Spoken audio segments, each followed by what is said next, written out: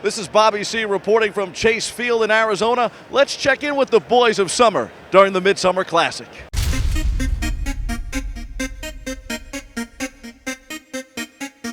The National League took advantage of all the no-shows in last Tuesday night's All-Star Game, toppling the junior circuit 5-1 for its second straight Midsummer Classic victory. The NL rode into the desert sunset behind Milwaukee Brewers' big bopper Prince Fielder, who blasted a 3-run homer en route to MVP honors.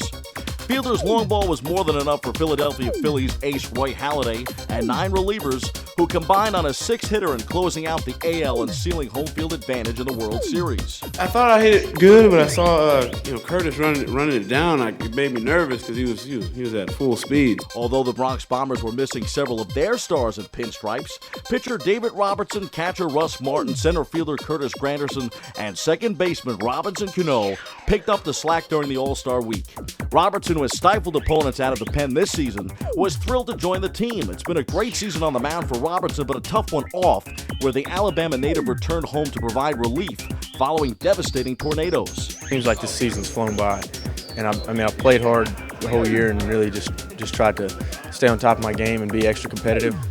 And also off the field, we've been really trying to push our foundation and try to raise some money for Alabama. A little help was all Cano needed too. With some assistance from his father and a certain barber from the Bronx, Cano outslugged Boston's Adrian Gonzalez in the final round, hitting 12 dingers to Gonzalez's 11. Was wondering if you could talk about your relationship with Jorge, the barber from the Bronx, who was here tonight, and what it meant to have him here as well. Well, he was the first guy that he said last night. I remember I was getting a haircut when I would get in.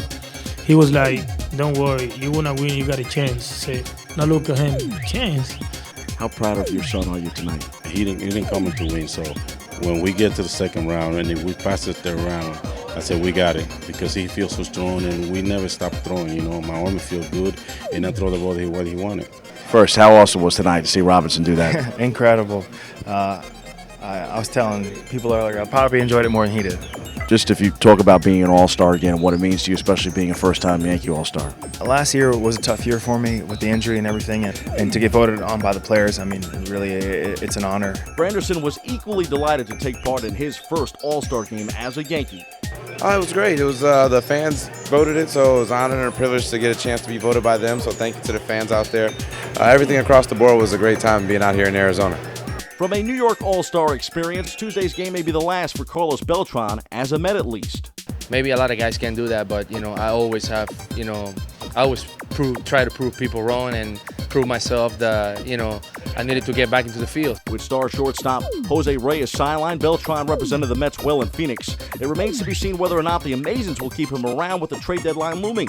The Mets stole the show in closing out a lackluster All-Star game Tuesday night by dealing closer Francisco Rodriguez to the Brewers. Let's just hope baseball sees more of its superstars next July in Kansas City.